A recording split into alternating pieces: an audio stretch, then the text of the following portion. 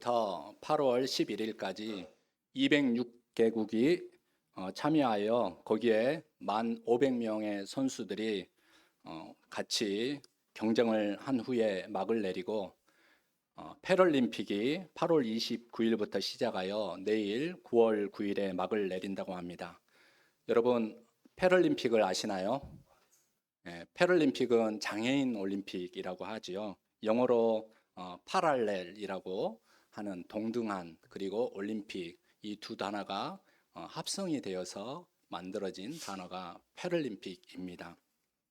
한 가지 파리 올림픽의 특징이 있다라고 하면은 파리에서 열린 올림픽과 패럴림픽에 사용되는 로고가 똑같은 그런 문양으로 만들어졌다라고 합니다. 예전에는 다른 그런 문양을 가지고 로고를 가지고 사용을 했다라고 하면은 올해 열렸던 이 파리의 올림픽, 패럴림픽은 동일한 그런 로고를 사용했다라고 하는 점에서 굉장히 앞으로 장애인과 비장애인이 함께 같은 그러한 시선에서 서로 바라보는 그런 접근을 했다라는 점에서 참 의미가 있다라고 생각이 되었습니다. 여러분, 북한에도 장애인이 있는 거 아시죠? 다 아는 내용인데 새삼 놀라십니다. 아프리카에도 장애인이 있는 거 아시죠? 다 아는 내용인데 새삼 생각해 보지 않으면은 관심 있게 보지 못하는 그러한 대목이 될 수도 있습니다. 특별히 이번 패럴림픽에서 저는 이제 설교를 준비하면서 저도 잘 TV를 안 보는 상황이라 직접 찾아보았습니다. 이번 패럴림픽에는 184개국의 국가에서 참여를 하여서 4,400명의 선수가 참가를 했다라고 합니다.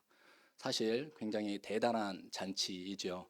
그런데 생각해 보면은 올림픽에는 관심을 많이 갖지만 패럴림픽에는 생각보다 관심이 없다라는 것을 알게 되었습니다.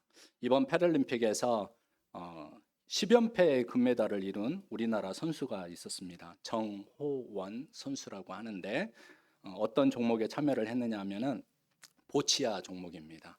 보치아 종목은 공을 굴려서 그 원래 원점에 있는 공이 있다면 그 공에 얼마나 더 가까이 나의 공이 접근을 하느냐에 따라서 점수를 얻는 그런 방식으로 진행이 된다라고 합니다. 한 가지 특징이 있다라고 하면은 이 패럴림픽에서는 장애 등급을 매겨서 A 등급, 뭐 B 등급, BC 등급 이런 식으로 D 등급 이런 식으로 장애의 경증과 중증 이러한 등급을 매겨서 그 등급에 따른 선수들이 동일한 경기를 진행을 한다라는 게 특징이라고 할 수 있겠습니다.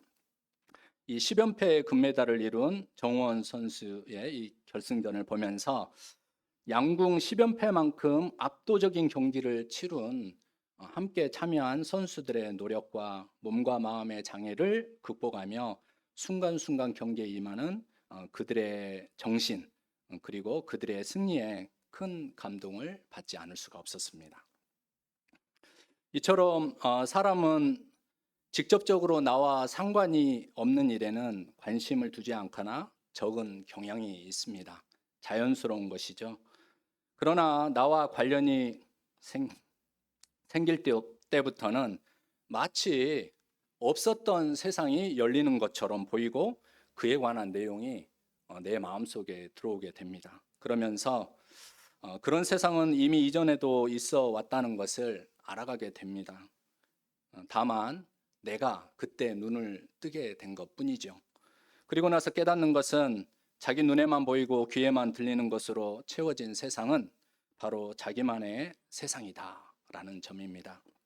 자기만의 세상은 생각해 보면 역사와 세계의 한 조각일 뿐인데 마치 그것이 전부인 양 우리들은 살아가고 있습니다. 이러한 자기만의 세상에서 살아가는 사람들에게 하나님 나라의 기쁜 소식을 가지고 그 세상에 들어오신 분이 바로 예수님이십니다. 그리고 예수님이 하나님 나라 소식을 보이시고 들려주심으로 자기만의 세상에서 살아가는 사람들에게 새로운 귀와 눈을 주셔서 일어난 변화가 바로 하나님의 나라이고 하나님의 은혜입니다. 본문에서 에바다라는 단어는 아람어인데 열리라, 열리다라는 그런 뜻입니다. 새로운 세계, 보지 못했고 듣지 못했던 세계를 열어주시는 분이 누구이십니까? 오늘 본문에 나와 있는 두 기적 사건은 그분이 바로 우리 구주 예수 그리스도이시다. 이 말씀을 선언하며 이 말씀을 접한 모든 사람에게 하나님의 은혜가 임하기를 바라는 주님의 마음과 복음서 저자의 마음을 담고 있습니다. 그렇다면 오늘 본문에서 예수님과 사람들 사이에 임한 하나님의 은혜는 무엇입니까? 말씀을 다시 보고 함께 나누어 보겠습니다. 먼저 예수님과 수로보니게 여인, 마태복음에서는 가나안 여인으로 소개가 됩니다. 이 둘 사이에 일어난 일을 보시겠습니다. 현재 여인의 딸은 귀신 들린 상태로 심각한 고통 가운데 머물러 있습니다. 귀신이 들렸다라고 하는 것은 무엇입니까? 개인적으로, 사회적으로 원만한 관계를 형성하지 못한 채 그의 삶이 파괴되어져 있다. 그의 삶이 원하든 원치 아니하든지 간에 망가져 있다라는 그런 표현입니다. 그래서 아무도 모르게 다니시려던 예수님을 찾은 이 여인은 자기 딸을 위하여 예수님을 줄곧 찾았던 모양입니다. 그리고 소문나지 않게 다니려고 하셨던 예수님을 만났고 또 예수님께 나아가 호소하며 발 아래 엎드려 귀신 쫓아주기를 간구하고 회복시켜 주시기를 간청드렸습니다. 그런데 오늘 본문 27절 말씀을 보시기 바랍니다. 예수님의 대답은 참으로 우리에게 낯설고 불편합니다. 함께 읽어 보시겠습니다. 예수께서 이르시되 자녀로 먼저 배불리 먹게 할지니 자녀의 떡을 취하여 개들에게 던짐이 마땅치 아니하니라. 여러분 가운데에도 예수님께서 어떻게 이렇게 말씀하실 수 있으시나요? 라고 당혹스러움을 말하고 싶어 하실 분이 계실 것 같습니다. 여러분 이 말씀을 읽을 때 여러분은 예수님께 이런 질문 던져보지 않으셨습니까? 그동안 사랑의 예수님, 죄인과 소외된 자를 아끼시고 편들어 주시는 예수님, 귀신을 쫓아내 주시고 아픈 사람을 치유해 주시는 예수님이 왜 이러셨을까요? 라고 질문을 안 할 수가 없었을 것입니다. 예수님의 이 대답은 그토록 친절하고 따뜻한 사역을 펼치셨던 분에게 인종적인 편견이, 인종적인 차별이 있는 것처럼 들립니다. 그 여인을 포함하여 그 족속을 개들이라고 표현한 것은 우리가 문화적으로 익숙하지 않는 표현이기 때문에 참으로 심했다라는 그런 생각을 갖게 합니다. 하지만 정말 예수님이 그러셨을까? 아니라고 말하고 싶겠죠. 정말 예수님이 그러셨을까요? 이 본문을 이해하기 위해서는 우리는 그 시대 유대인의 문화적인 배경, 본문의 배경을 조금 더 이해할 필요가 있습니다. 지난주에 말씀드린 것처럼 유대인은 깨끗함과 더러움이라는 정결법을 따른다라고 했습니다. 이러한 정결법을 이러한 규례를 예배 형식에서만 그리고 삶의 형식에서만 따른 것이 아니라 인종이나 민족에게도 이러한 규례를 적용을 시켰습니다. 그래서 유대인이 아닌 다른 이방인들은 율법을 알지 못하기 때문에 하나님께 선택받지 못한 사람들이기 때문에 깨끗해질 수 없는 존재, 율법을 가지지 않는 존재라고 여겼습니다. 그래서 그들이 사는 땅도 귀신과 같이 더러운 영이 지배하는 영역으로 그렇게 이해를 했다라는 것입니다. 예수님의 대답에는 이처럼 이방인을 하나님 앞에 서지 못하는 더러운 죄인으로 간주하고 있었던 유대인의 인식이 들어가 있음을 우리는 알 수 있습니다. 다시 말해서 예수님께서 이렇게 말씀하시면 예수님은 이 여인에게 그렇게 말씀하셨지만 이 여인에게 묻는 것입니다. 이 여인을 거절하는 것이 아니라 유대인들은 하나님의 은혜가 오직 하나님의 백성으로 불리는 그들에게만 있어야 한다고 주장하는데 너도 그렇게 생각하느냐? 당신도 그렇게 생각하느냐? 라고 여인에게 묻는 것입니다. 여인이 뭐라고 답변을 했습니까? 28절 말씀 함께 읽어 보시겠습니다. 여자가 대답하여 이르되 주여 올소이다마는 상 아래 개들도 아이들이 먹던 부스러기를 먹나이다. 여인은 부스러기 은혜라도 저에게 필요합니다. 이렇게 간청했습니다. 여인은 예수님이 무슨 말씀을 하시는지 이해했습니다. 그래서 부스러기 은혜라도 저는 필요합니다. 라고 말씀을 드렸던 것입니다. 여인은 예수님의 마음에 감동을 주었습니다. 예수님은 여인의 이 진실하고 간절한 마음에 큰 마음의 변화가 있었던 이 사건을 우리에게 가르쳐주고 있습니다. 큰 감동을 받았던 것이죠. 다른 사람들이, 유대인들이 뭐라고 하더라도 이 여인에게 바로 하나님의 사랑을 받을 만한 그러한 마음의 그릇이 있다라는 것을 보았습니다. 자신의 딸이 귀신으로부터 자유롭게 되고 삶이 회복되기를 원하는 그 어머니의 그 사랑 때문에 여인은 주님을 간절히 찾고 주님 앞에 엎드렸는데, 이 여인이 예수님을 만날 때 주님, 마태복음에서는 다윗의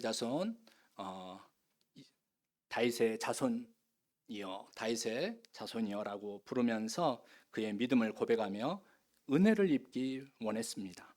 여러분, 그래서 어떻게 됐습니까? 여인은 부스러기 은혜가 아니라 하나님의 자녀가 누리는 은혜를 입게 되었습니다. 다 함께 29절 30절 말씀을 읽어 보시겠습니다. 예수께서 이르시되 이 말을 하였으니 돌아가라, 귀신이 내 딸에게서 나갔느니라 하시매, 여자가 집에 돌아가 본즉 아이가 침상에 누웠고 귀신이 나갔더라. 여러분, 예수님의 이 말씀을 잘 보시기 바랍니다. 이 말을 하였으니, 여인이 예수님께 했던 그 말을 예수님은 소중하게 받아들였다라는 것입니다. 이 말을 보시고 들으시고 예수님은 이 여인에게 바로 은혜를 베푸셨던 것입니다. 그리고 이 여인의 믿음을 보시고 딸이 회복되는 은혜를 주셨습니다. 하나님의 사랑과 은혜는 유대인들이 생각했던 것처럼 그들만의 것이 아니었습니다. 그들의 편견과 선입견에 갇힌 하나님의 은혜와 사랑이 아니라는 것을 오늘 수로보니게 여인의 딸 치유 사건은 우리에게 알려주고 있습니다. 이어지는 귀먹고 말 더듬는 이의 회복 사건도 이방인을 위한 치유 사역이었습니다. 데가볼리라고 하는 지역은 이방인들이 살고 있는 지역이었는데, 이 데가볼리에 살고 있는 사람이 있었는데, 이 사람은 청각장애인이며 언어장애가 있었던 사람입니다. 여러분, 청각장애가 있으면 언어장애가 생긴다는 거 아시죠? 들어야지 말을 배우는 거죠. 그런데 본문에 예수님의 특이한 치유 행위가 나옵니다. 33절 말씀 보시기 바랍니다. 예수께서 그 사람을 따로 데리고 무리를 떠나사 손가락을 그의 양귀에 넣고 침을 뱉어 그의 혀에 손을 대시며, 다른 곳에서는 말씀으로 고치시곤 했는데 이 사람의 경우 따로 불러내셔서 신체적 접촉을 통하여 치유 사역을 하셨습니다. 이러한 행위는 예수님 시대에 치유 사역을 했던 사람들에게 익숙한 행위였습니다. 예수님도 이 익숙한 행위를 따라서 이 치유 사역에 임하셨습니다. 그런데 오늘날 생각해 보면은 위생적이지는 않을 것 같다라는 생각이 듭니다. 다만 여기에서 우리가 보고자 하는 것은 예수님의 배려가 깃든 손길. 왜입니까? 귀가 들리지 않는 자에게 아무리 예수님이 말씀을 하셔도 들리지 않는 자가 어떻게 합니까? 귀가 들리지 않는 자에게 예수님의 손길은 예수님이 그에게 지금 무엇을 하기 원하시는지 잘 전달해 주었을 것입니다. 예수님과 이 사람의 마음이 하나가 된 것이죠. 이 행위를 통하여서. 그리고 그가 어떻게 되었다고 했습니까? 35절 말씀 함께 읽어보시겠습니다. 그의 귀가 열리고 해가 맺힌 것이 곧 풀려 말이 분명하여 졌더라. 예수님의 이 치유 사역은 앞선 수로보니게 여인에게 베풀어 주신 사랑과 은혜를 미처 깨닫지 못한 자들을 위하여 주신 선물입니다. 보게 하려고, 들리게 하려고. 복음 사건입니다. 동시에 사람들의 편견과 선입견으로 인하여 하나님의 사랑과 은혜를 가로막고 선 사람들을 향한 경고의 메시지이기도 합니다. 자기 편견과 선입견이 강하거나 그리고 이것이 큰 사람들은 고통 속에서 부르짖는 자의 모습을 보지 못하고 그들의 모습 가운데 그들의 목소리를 듣지 못합니다. 오히려 그들의 눈에는 그 사람이 어떤 인종인가, 그 사람이 어떤 민족인가, 그 사람의 배경은 어디에 있는가, 그 사람은 어떤 사람인가, 여기에만 관심을 가지고 눈을 뜨고 귀로 듣게 된다라는 것이죠. 아픔을 겪는 자의 실상을 보지 못하고 듣지 못한다라는 것입니다. 마치 갈색 선글라스를 끼면 세상이 갈색으로 보이고 분홍빛 선글라스를 끼면 온 세상이 분홍빛으로 보이는 것과 같습니다. 오늘 주님께서는 이러한 편견과 선입견에 안경을 벗으라, 이러한 눈이 열리라 라고 하십니다. 에바다, 우리의 모든 편견과 선입견에 눈이 열려라 라고 이렇게 외치셨던 것이죠.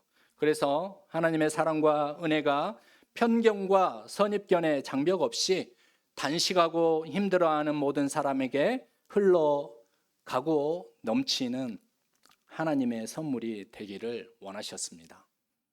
성도 여러분, 성서정과의 병행 본문인 야고보서의 말씀은 우리에게 사람의 편견과 선입견을 넘어서는 좋은 길을 우리에게 알려주십니다. 야고보서 말씀은 사람을 외모나 사회적 배경으로 보는 방식을 멈추어야 한다라고 말씀하십니다. 우리 다 함께 야고보서 2장 1절 그리고 9절 말씀을 함께 읽어보시겠습니다.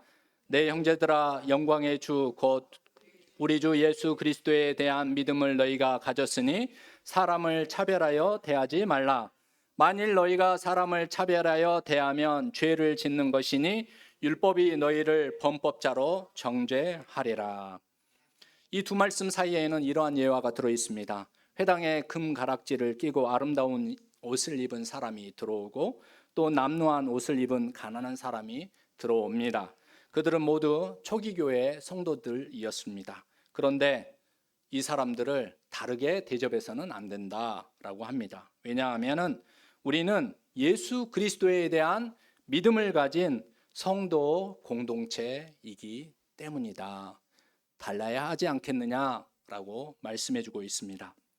그런데 이 말씀은 사람이 모이는 교회 공간에서도 참으로 듣기는 좋은데 참으로 힘든 요구이기도 합니다. 서로의 생각이 다르고 또 입장이 다르기 때문이죠. 하지만 분명한 것은 성도 공동체가 나아가야 하는 방향이다, 이루어가야 하는 목적이다, 그리고 채워가야 하는 내용이다 라고 이 말씀은 우리에게 하나님의 말씀으로 우리에게 들려주고 있습니다. 그리고 우리는 이러한 현실과 이상 사이에, 요구와 그리고 또 방향 사이에 어딘가에 우리는 서 있습니다. 예전에 제가 홈리스 사역을 참여한 적이 있었습니다. 한 분이 제가 섬기는 교회에 꼭 가보고 싶다고 하여서 마지못해서 초청을 하였습니다. 왜냐하면 받아들이기 사실 힘들고 접근하기 힘든 여러 가지 요건들이 있었기 때문입니다. 그래서 초청을 하고 또 가까운 우리 부서 선생님들한테 인사도 시켜드리고 또 함께 예배도 드렸습니다. 그런데 문제는 사람들이 옆에 앉으려고 하지 않았습니다. 왜입니까? 왜인 줄 아십니까? 사람이 오랫동안 어떤 자리에 머무르게 되면은 거기에는 항상 몸에 배이는 냄새가 있습니다. 냄새 때문이죠.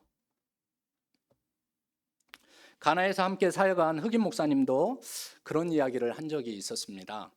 한국에서 이제 유학을 와가지고 공부를 하게 되었는데 가장 좋았던 게 무엇이냐, 그리고 힘들었던 것이 무엇이냐라고 이렇게 대화를 나눈 적이 있었는데 큰 상처가 안에 있었습니다. 지하철을 타고 가는데 사람들이 자기가 앉으니까 옆에 있는 사람들이 다 일어서더라. 그리고 사람들이 와서 앉지 않더라. 순간 그 마음의 당혹감이라고 하는 것은 또 순간 자기가 정말 불편한 존재다라고 하는 그러한 경험이 큰 상처가 되었다는 이야기를 들은 적이 있었습니다. 물론 제가 한국 사람들을 변호해야죠. 사람들이 잘 몰라서 그리고 또 싫어서라기보다는 서로 가지는 우리도 봐 김치 냄새 나지 않냐? 너의 먹는 음식으로 인한 특유한 냄새가 있을 수 있다.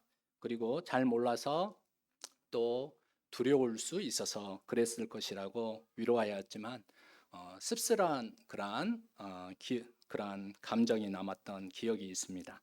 물론 이것은 보편적인 경험은 아니지만 만약 우리가 환대해야 하는 사람이 우리 교회에 온다면 우리는 어떻게 하겠습니까? 하나님께서 그 사람도 불러주신 분명한 하나님의 성도님들, 또 앞으로 성도님들이 되실 분들입니다. 준비가 되어야 하는 것이죠. 그러나 갑자기 환대할 수는 없습니다. 준비가 되지 않으면 환대할 수가 없습니다. 우리는 그렇기 때문에 존중과 배려에 대하여 묵상해 가야 합니다. 존중과 배려라는 안경을 쓰고 예수님 사건을 읽을 줄 알아야 한다라는 것이죠. 성경을 읽을 때에도 그렇고 사람을 대할 때에도 그렇고. 우선 우리는 본문을 통하여 예수님이 손수 청각과 시각 장애를 동시에 가진 사람에게 다가섰던 모습을 묵상하는 것부터 출발하면 어떻겠습니까?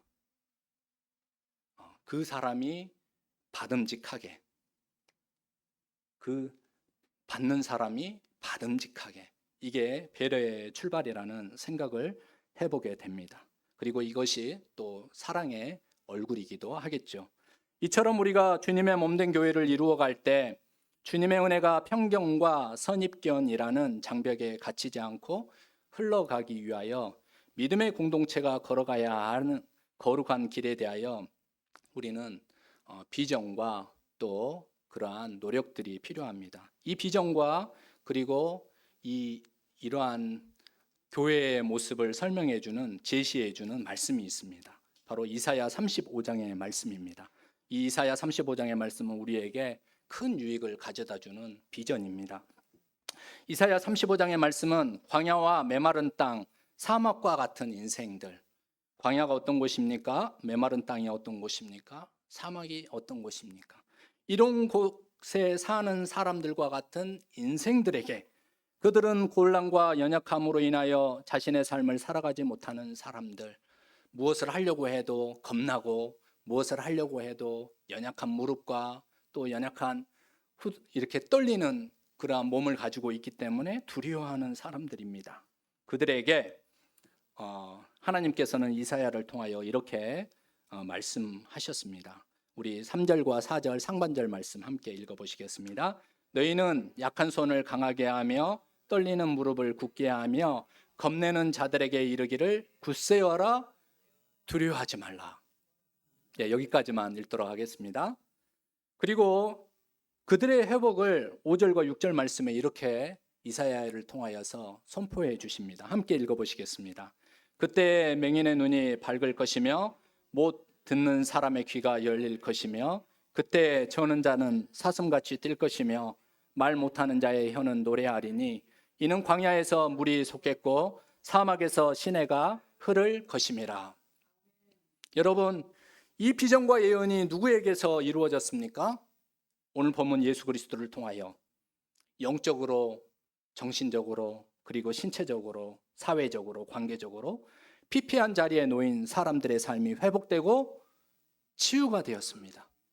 이 사건은 그렇기 때문에 예수님이 그리스도이시다, 예수님이 구세주이시다라는 것을 우리에게 선포하고 계시는 말씀입니다. 그리고 이 복음의 정신이 바로 예수 그리스도를 모시고 믿음의 행진을 하는 우리 교회와 우리 성도님들을 통하여 승계되고 있습니다. 그러므로 교회는 연약한 형제자매를 향하여 눈을 들어보고 귀를 열어 들어야 합니다. 주님의 은혜가 모든 사람에게 차별 없이 흘러가도록 축복의 통로가 되어야 합니다. 그러기 위해서는 콘크리트 같은 편견과 선입견의 장벽을 부수고 배려하고 존중하는 그러한 신앙훈련이 필요합니다. 하지만 쉽지 않습니다. 그 같은 편견과 선입견은 망치로 부순다고 해서 부수어질 성질의 것이라면 그렇게라고 또 하겠는데 우리가 가진 것으로 해결이 잘 되지 않습니다. 오직 주님의 풍성한 사랑이 우리 가운데 스며들 때, 그리고 이 풍성한 사랑이 우리가 가지고 있는 벽 안에 차고 넘쳐날 때 넘어설 수 있는 선입견과 편견인 것입니다.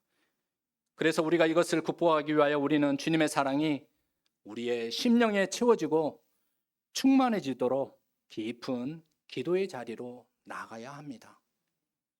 여러분, 그렇기 때문에 이제부터 기도하실 때 다른 모든 기도의 제목보다 먼저, 그리고 많이 우리의 마음에 하나님의 사랑이, 하나님의 은혜가 임하도록 기도하시기 바랍니다. 사실 다른 많은 기도도 있지만 하나님의 사랑이 채워지기 바라는 기도가 가장 중요하고 가장 필요한 기도입니다. 무엇이 해결되기를 원하고 무엇을 바라기 원하고 그럴 때 거기에 하나님의 사랑이 넘쳐 흘러나도록 기도하면은 우리는 모든 것을 잘 감당할 수 있는 힘과 능력을 얻을 수 있음을 믿고 그렇게 기도하시기 바랍니다. 오랜 기도문을 소개해 드리고자 합니다. 한번 따라서 해보실까요? 하나님의 아들 주 예수 그리스도시여, 저에게 자비를 베푸소서. 짧게 기도하면은 주 예수여 자비를 베푸소서, 주 예수여 사랑을 베푸소서. 이렇게 조금씩 고쳐가면서 여러분 기도해 보시기 바랍니다. 수시로 기도해 보시기 바랍니다. 일어날 때에도 기도하시고 잠들 때에도 기도하시고 걸어갈 때에도 다른 데에 마음이 빼앗기지 마시고 주 예수여 자비를 베푸소서. 왼발을 걸을 때 주 예수여, 오른발을 놓을 때 자비를 베푸소서. 호흡을 들어 마실 때 주 예수여, 내쉴 때 자비를 베푸소서. 여러분 이렇게 기도해 보시기 바랍니다. 하나님의 사랑이 충만해질 때 여러분은 새 마음으로 변화될 수 있습니다. 변화된 눈으로 보고 귀로 들을 때 하나님의 충만한 은혜를 경험할 수 있습니다. 그래서 넘치는 예수 그리스도의 사랑을 알고 주님의 한량없으신 은혜가 콘크리트 같은 편견과 선입견을 무너뜨리고 구원과 소망을 바라는 모든 사람 위에 차고 넘치는 은혜를 맛보게 되고 또 그 은혜를 선포하실 수 있습니다. 여러분, 그러한 축복의 통로가 되시기를 주님의 이름으로 축복합니다. 함께 기도하시겠습니다. 주님의 은혜와 사랑은 한량이 없습니다. 구원과 소망을 바라는 모든 이에게 한없이 부어주시는 그 사랑과 은혜를 찬양드립니다.